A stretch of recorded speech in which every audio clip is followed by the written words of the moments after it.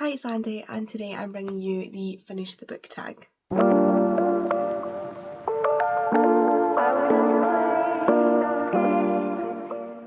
This is another one courtesy of Becca, who apparently is just my hero this year.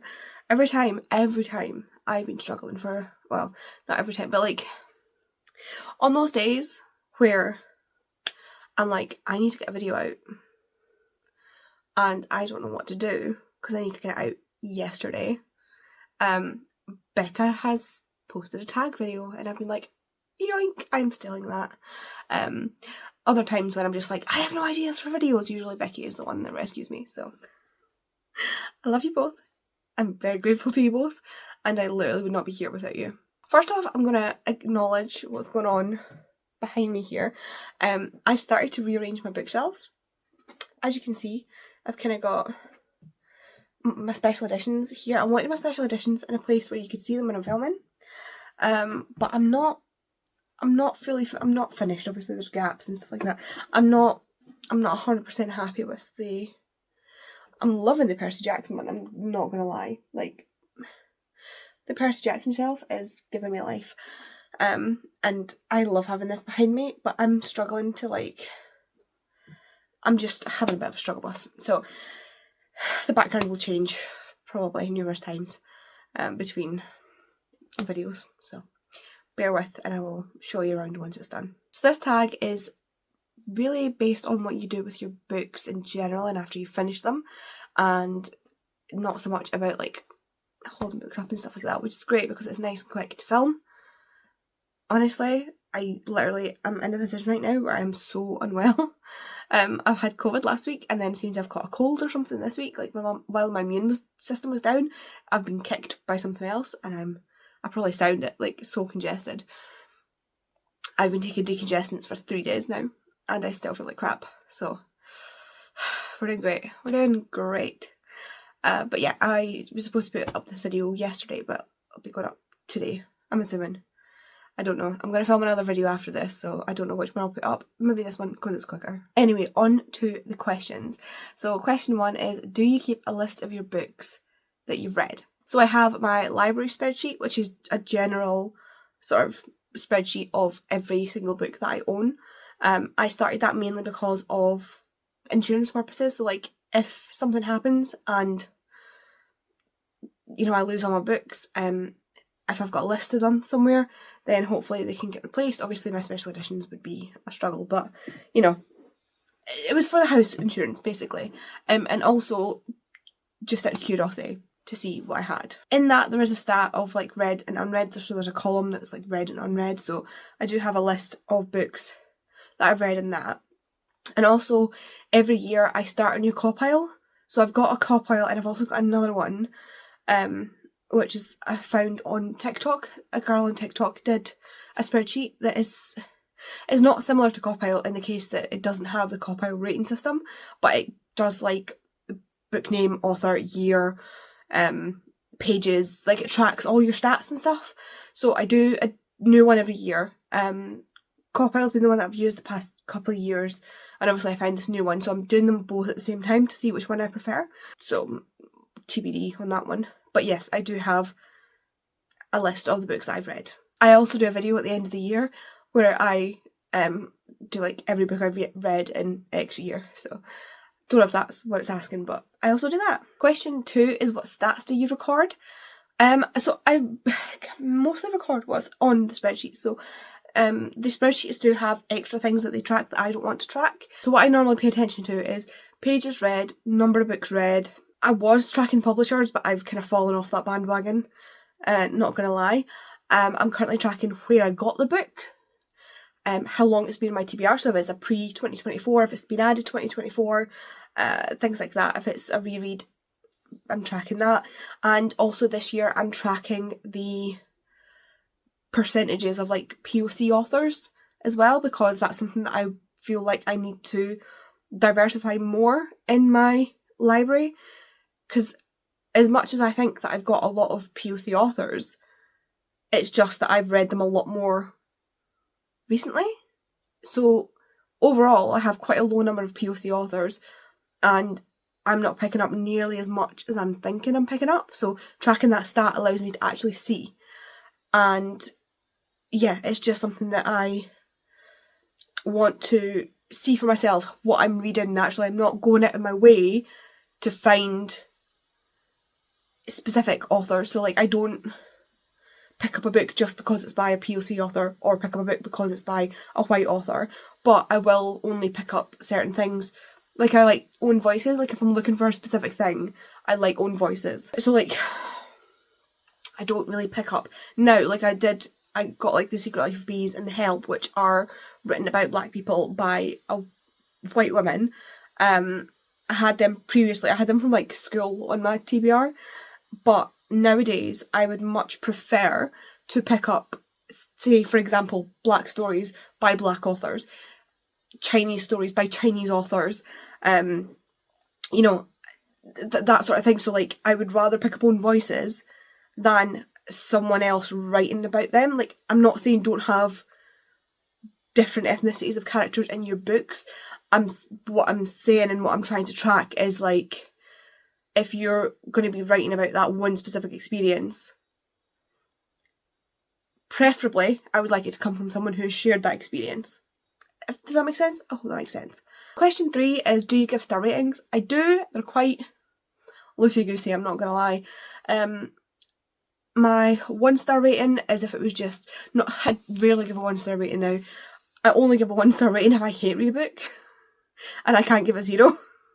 I don't star rate my DNFs, but 1-star rating, I hated that book. And I hate read it. Because otherwise, like, I would DNF it. 2-star if it was like... if it was fine, if it was like... I didn't like it and it was nothing special, but it wasn't like a hate read. But I wouldn't say it was anything I would ever go back to or anything that I would tell people to read. 3-star is like a mid-range, this book is fine sort of idea. So like 3 stars I might keep in my library. It just depends on if it's a high 3-star or low 3-star. Because like sometimes it can just be a 3-star because it's not for me, but objectively it's a good book.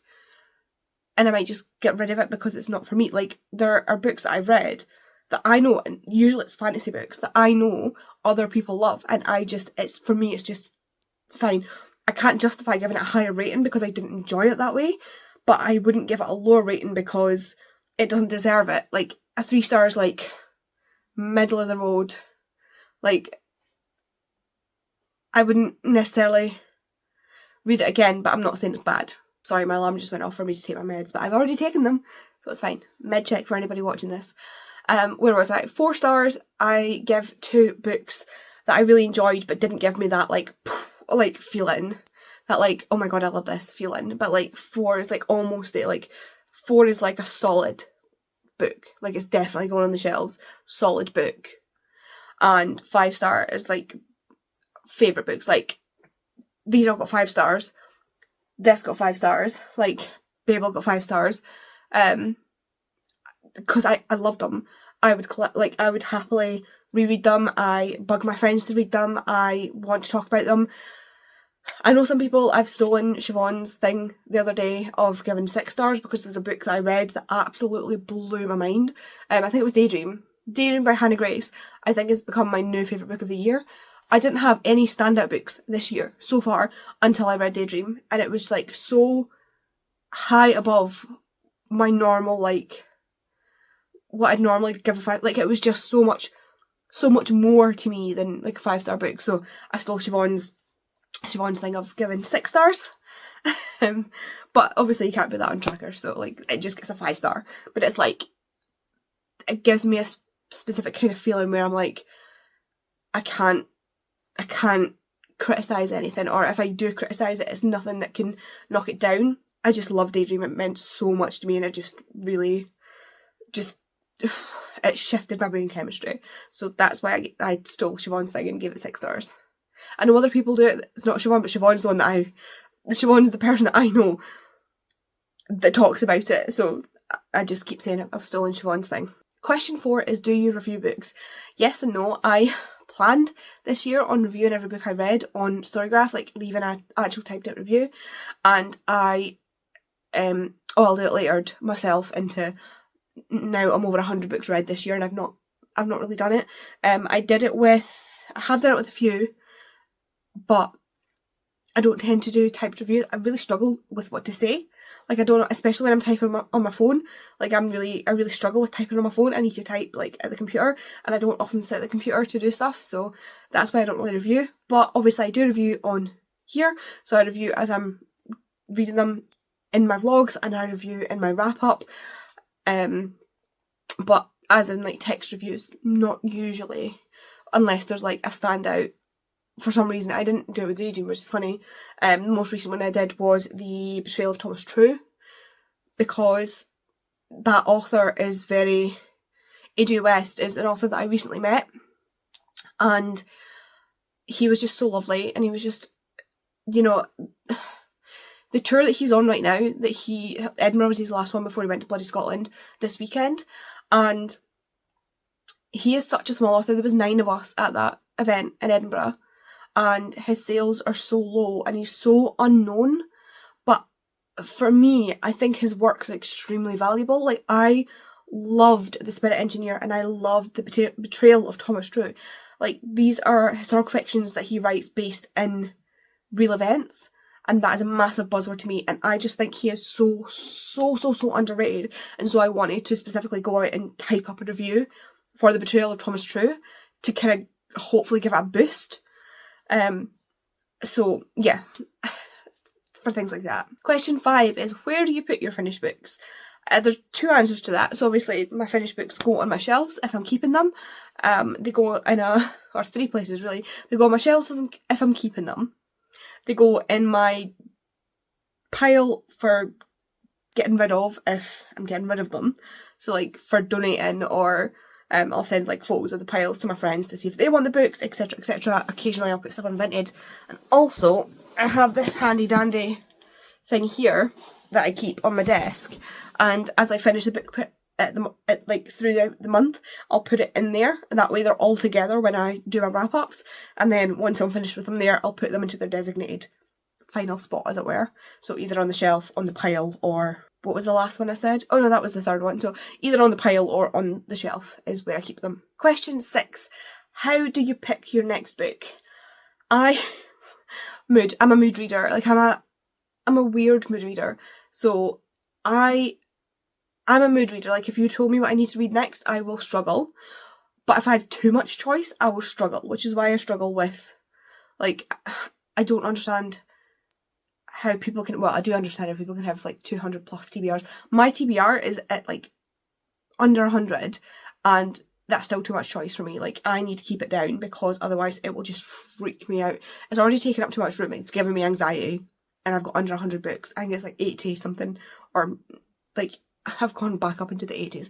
But, like, it gives me serious anxiety. So what I need to do is, every month for my TBR, I will pull the books that are calling to me.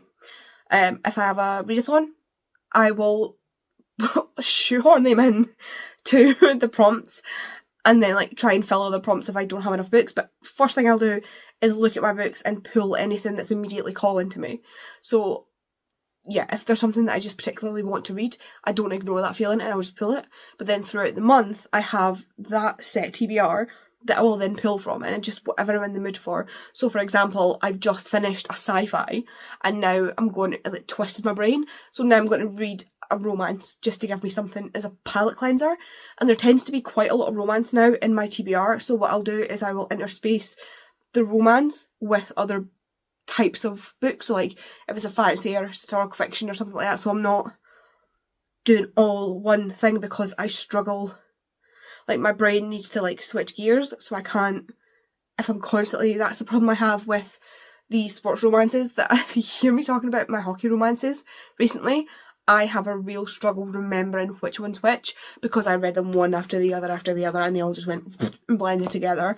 So what I have to do is switch between genres, I've discovered. So like I say, I read a sci-fi, and now I'm going to read a romance, and then I'll probably read historical fiction or the non-fiction that I've got or something like that. Like I'll intersperse different genres. But usually I just, whatever's calling to me, because I'm a mood reader, is what I will read. And number 7 is, do you have any rituals when you've finished a book? I'm not sure what it means by ritual. So what I'll do is I will tick it off on Storygraph. If it's had a particular, like last night when I finished that sci-fi, I'll just sit for a while, like I can't just dive into another book, so I'll probably sit and just like try and digest it for a while. I'll then put it, like I say, into my box here, and my sci-fi's downstairs. I need to bring it upstairs actually. Put it into that, and then update my spreadsheets. Other than that, not really like any particular ritual. I don't know how to take that. So question 8 is the last question, and that is, who do you tag? And I'm notoriously bad for tagging people in this, so I'm going to actually make an effort to try and tag a couple of people. So I'll tag Lisa at Lisa Does Life. To do this, I will tag Meg at 12 Books a Day. I know you're trying to get more like back into filming, Meg, so here's a little bit more of an incentive to do so. On that vein, I'll also tag Chloe at Persistent Bookworm, because I'm not sure if you're trying to get back into filming as well. I can't quite remember the conversation, but if you want to do this, if you want to get back into filming, here is again a little incentive to do so. And for my 4th person, I will tag Sitting Katy, because again, you've been getting more into filming, and this is just to give you a little bit of a boost, maybe. Yeah, so I don't know why 4 was the number that I chose. I think because Becca tagged 4 people, I will tag 4 people.